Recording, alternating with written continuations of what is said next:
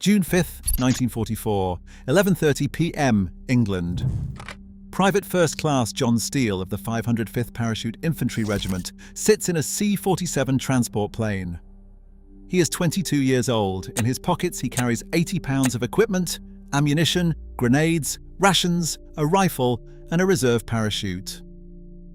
In 30 minutes he will jump into darkness over Nazi-occupied France. The plan is simple.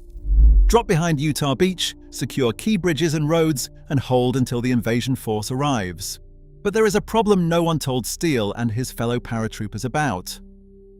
The planes will approach at 500 feet, half the normal jump altitude, to avoid German anti-aircraft fire. They will be jumping at night, in total darkness, over terrain they have never seen. Many will land miles from their drop zones. Some will land in flooded fields and drown, dragged under by 80 pounds of gear. Others will land in trees, hanging helpless as German patrols find them, and some will land directly in German positions, dead before they hit the ground. Of the approximately 13,000 American paratroopers who jumped into Normandy that night, over 2,500 would be casualties within the first 24 hours. That is a 20% casualty rate in one day. But the real horror was not the jump itself. It was what happened in the hours after, scattered across the French countryside, alone in the dark, not knowing if the man shooting at you was friend or enemy, wondering if you were the only one left alive. This is the story of what really happened when American paratroopers jumped into the darkness over Normandy, the fear, the chaos, the killing, the dying. And why, despite everything that went wrong, they still managed to complete their mission. June 6, 1944, 12:15 a.m. The red light above the door of the C-47 turns green. Go! Go! Go! John Steele jumps into the darkness. The moment you exit the aircraft, everything happens at once. The prop blast from the plane's engines hits you like a wall, 120 miles per hour winds that spin you around. Your parachute deploys with a violent jerk that can crack ribs if you are not in the correct position. And then, suddenly, you are floating. Alone, in total darkness. The only sounds are the drone of aircraft engines overhead and the distant thump of anti-aircraft guns. You cannot see the ground, you cannot see other paratroopers, you cannot see anything. Standard jump altitude was 1,000 feet, giving you 30 to 45 seconds to prepare for landing.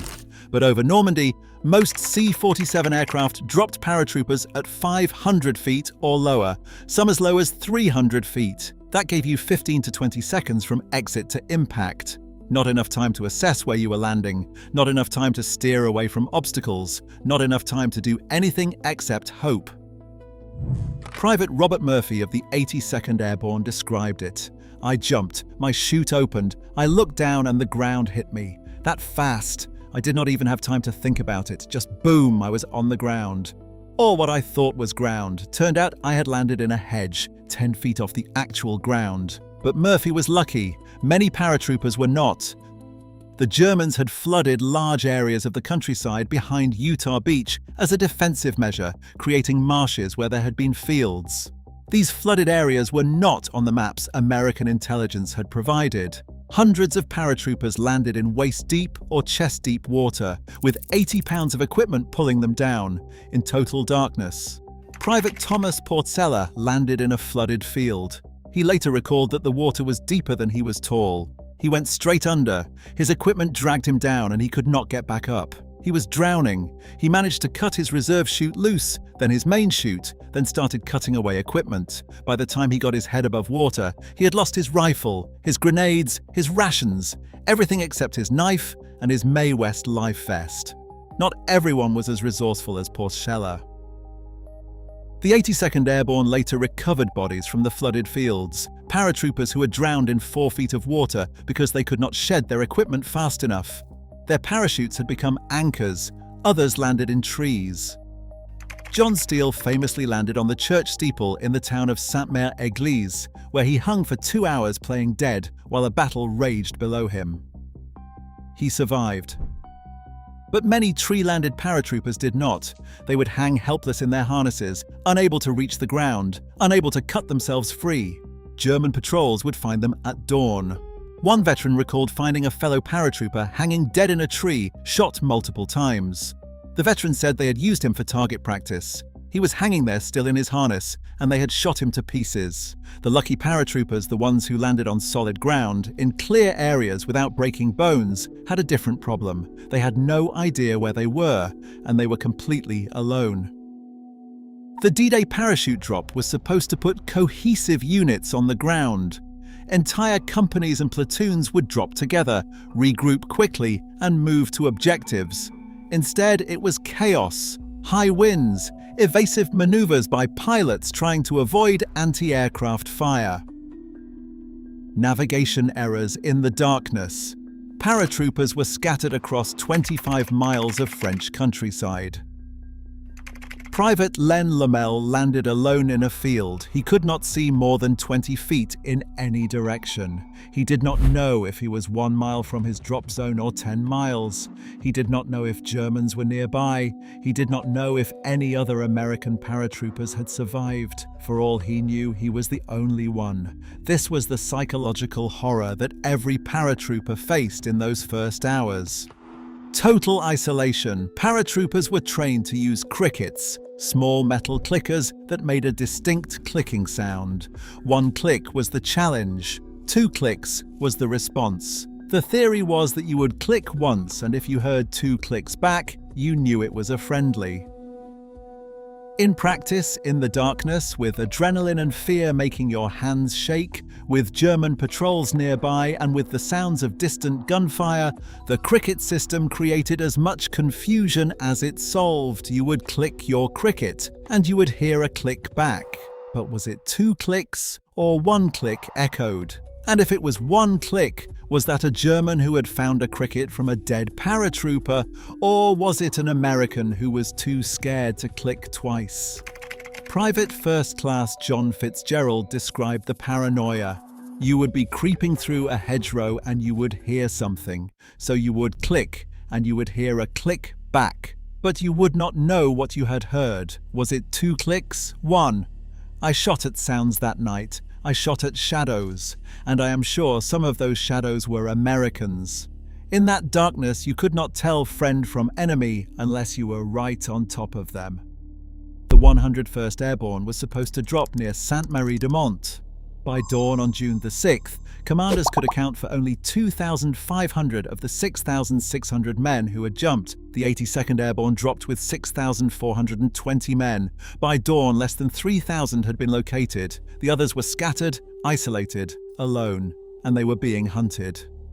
German forces in Normandy knew the invasion was coming. They had heard the planes, they had seen parachutes, and now they were sweeping the countryside, looking for American paratroopers.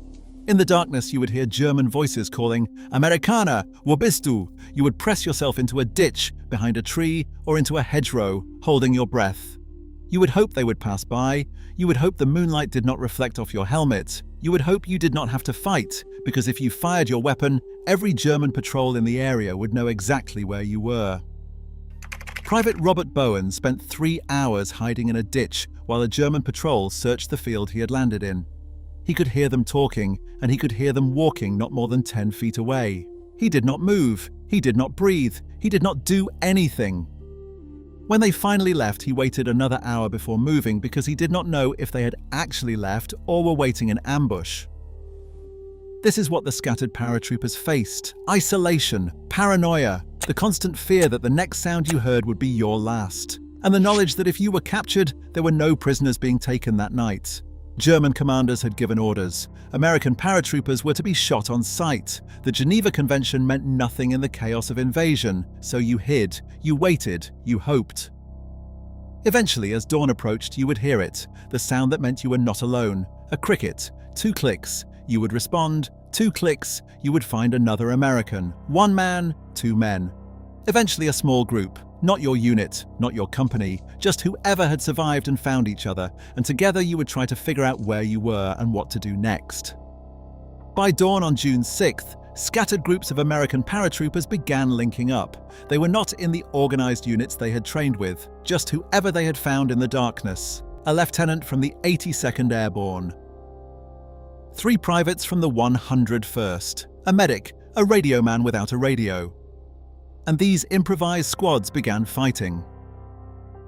The official objectives, securing bridges, blocking roads, and holding crossroads, became secondary. The primary objective became simply surviving and causing as much chaos as possible for the Germans. And they succeeded, not through organization but through sheer audacity and desperation. Lieutenant Richard Winters, who would later become famous through Band of Brothers, landed miles from his drop zone with a small group of men. They stumbled upon a German artillery position at Brecourt Manor. 4 105mm howitzers were firing on Utah Beach. Winters had 13 men. The German position had 50 soldiers and machine gun nests, but Winters attacked anyway. It was not because it was his objective, it was because those guns were killing Americans on the beach. Using textbook infantry assault tactics, fire and movement, flanking, and grenades into positions, Winters' small team destroyed all 4 guns. 4 men were killed, 2 were wounded, the guns were silenced. This kind of action, small groups of paratroopers attacking targets of opportunity, happened all across Normandy that day. And it created massive confusion for German forces. German commanders were receiving reports of American paratroopers everywhere. Reports of attacks on bridges, attacks on roads, attacks on artillery positions. The Germans thought they were facing a coordinated airborne assault of thousands of organized soldiers. In reality, they were facing hundreds of small groups of scared, lost, desperate paratroopers who were just trying to survive and fight. But for the individual paratrooper, this meant constant combat. No rest, no relief, no support. You would fight for an hour, then move. Fight again, move again, all day, into the night, into the next day. Private Joseph Beryl fought for 30 hours straight without sleep. He had lost his unit, lost his equipment, was fighting with a rifle he had taken from a dead German. He fought at a crossroads, then a farmhouse, then a hedgerow. He was finally captured on June the 10th, 4 days after jumping, still behind enemy lines, still fighting. The casualty rate for D-Day paratroopers tells the story. In the 82nd Airborne, 1,259 were killed, wounded, or missing by the end of June 6th. In the 101st Airborne, 1,240 casualties. Out of approximately 13,000 paratroopers, 2,499 became casualties within 24 hours. But casualties were not just from enemy fire. Remember those flooded fields? Paratroopers continued to drown throughout the day as they tried to cross them. Remember those who landed in trees? Some hung there for hours before being found by Germans or Americans. Broken bones from bad landings meant you could not keep up with your unit. You would be left behind, hoping medics would find you before Germans did. Equipment malfunctions killed men too. Parachutes that did not deploy. Reserve chutes that tangled. Equipment that broke on landing. One veteran described finding a fellow paratrooper who had landed in a stone wall. His chute had opened, but he had hit the wall before he could steer away. He went right into it, broke his neck, still in his harness, just hanging there against the stones. The fighting continued for days, not the organized operations that had been planned, just constant grinding combat. Small groups of paratroopers holding positions they had stumbled into, defending villages they could not pronounce, fighting for crossroads that were not on their maps. But they held, and slowly they linked up, found their units, found their commanders. By June 8th, 2 days after the jump, most scattered paratroopers had been accounted for. Most, not all. In the weeks after D-Day, the 82nd and the 101st Airborne began compiling casualty reports. The numbers were staggering. The 82nd Airborne jumped with 6,420 men. Final casualties for the Normandy campaign, 5,245 killed, wounded, or missing. That is an 82% casualty rate over 6 weeks of fighting. The 101st Airborne jumped with 6,600 men. Final casualties, 4,670, a 71% casualty rate. But the D-Day jump itself, those first 24 hours, accounted for a massive percentage of those casualties. 2,499 men on the first day. But the category missing was the most haunting. In the 82nd Airborne, 338 men were listed as missing after D-Day. In the 101st Airborne, 501 men were missing. What does missing mean? It means bodies not recovered. It means paratroopers who drowned in flooded fields and whose bodies were never found. It means men who landed in German-held territory and were killed where they landed and whose bodies the Germans buried or left. It means men who were captured, killed, and whose deaths were never recorded. Over the following months, some of the missing were accounted for. Bodies were found in marshes, in fields, in woods. Graves were found with German markings, Unbekannte Amerikaner, which means unknown American. Some prisoners of war returned at the end of the war and were removed from the missing list, but many were never found. The American Battle Monuments Commission maintains cemeteries in Normandy. The Normandy American Cemetery has 9,388 graves. Many of them are paratroopers from the 82nd and the 101st Airborne. But there is also a memorial wall listing 1,557 names, American soldiers whose bodies were never recovered. Many of them are paratroopers. They jumped into the darkness on June 6, 1944, and they never came home. But perhaps the most haunting casualty category was not killed or missing. It was the men who survived. Private First Class John Steele, the paratrooper who hung from the church steeple in Sainte-Mère-Église, survived the war, but he suffered from what we would now call PTSD for the rest of his life. He rarely talked about D-Day. When he did, he would only say, "I was one of the lucky ones. I got out." Lieutenant Richard Winters survived Normandy and the entire war. He was haunted by the men he had lost. In interviews later in life, he could name every soldier who had died under his command. Private Joseph Beryl, who was captured after fighting for 4 days behind enemy lines, escaped from a German POW camp, joined the Soviet army, fought with them until the war's end, and finally made it home in 1945. He died in 2004. At his funeral, his family found letters he had written but never sent, letters describing the jump, the fear, the isolation. He had never talked about it to anyone. This was the cost, not just the 2,499 casualties on D-Day, but the thousands who survived and carried the trauma for the rest of their lives. Men who had jumped into darkness at 22 years old and never quite made it back. So why did they do it? Why did 13,000 young men jump into darkness knowing the odds? The simple answer is they were ordered to. But that is not the full answer. These were volunteers. Every paratrooper had volunteered for airborne training. They could have stayed in regular infantry units, could have avoided the jump, but they did not. Part of it was the pay. Paratroopers received an extra $50 per month, called jump pay. For young men from Depression-era America, that was significant money. Part of it was the prestige. Airborne units were elite. The training was harder and the standards were higher. Wearing those jump wings on your uniform meant something. But the real reason, the reason that kept them going even when everything went wrong, was simpler. The man next to you. Private First Class Donald Burgett of the 101st Airborne described it this way: "You did not jump for America. You did not jump for democracy. You jumped because the guy next to you was jumping, because your squad was jumping, because your platoon was jumping, and you would rather die than let them down. And despite the chaos, despite the casualties, despite everything going wrong, the mission succeeded.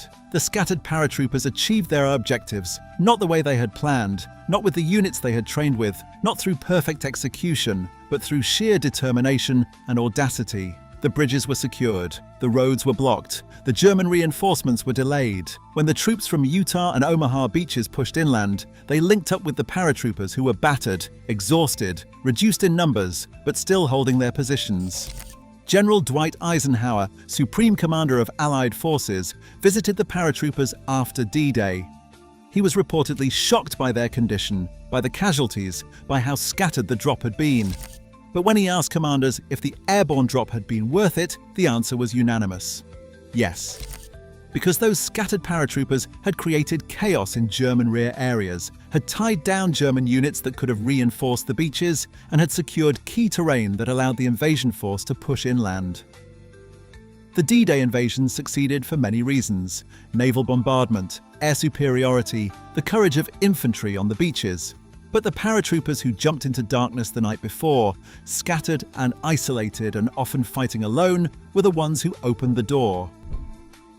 It came at a cost of 2,499 casualties in 24 hours, and over 5,000 more in the weeks that followed. But they did it, and D-Day succeeded. There is a memorial in Normandy at the town of Sainte-Mère-Église. On the church steeple, the same steeple where John Steele hung for 2 hours, there is a dummy paratrooper hanging from a parachute, commemorating that moment. Tourists take photos of it. But if you walk through the town cemetery, you will find rows of graves. American paratroopers, British paratroopers, German soldiers, all of them young, most in their early 20s. All of them died in the first few days after D-Day. The D-Day parachute drop was not the glorious airborne assault that is often portrayed in movies. It was chaos. It was fear. It was young men jumping into total darkness, not knowing if they would land in a field, a tree, or a flooded marsh. It was 24 hours of isolation, confusion, and terror. It was small groups of scattered soldiers fighting desperate battles against superior numbers. It was drowning in 4 feet of water because you could not shed your equipment fast enough. It was hanging helpless in a tree, waiting for dawn, knowing German patrols were looking for you. It was hearing a cricket click in the darkness and not knowing if it was friend or enemy. It was 2,499 casualties in a single day. But it was also courage. Not the Hollywood version of courage, charging fearlessly into battle, but the real kind. The kind where you jump anyway, even though you are terrified. This is the kind of courage where you keep fighting, even though you are lost and alone. This is the kind where you complete the mission, even though half your friends are dead. Today, fewer than a dozen D-Day paratroopers are still alive. They are in their late 90s now. Soon they will all be gone. And when they are gone, all that will remain are the stories, the graves in Normandy, and the reminder that freedom isn't free. It was paid for by 22-year-olds jumping into darkness, not knowing if they would ever see the sun rise again.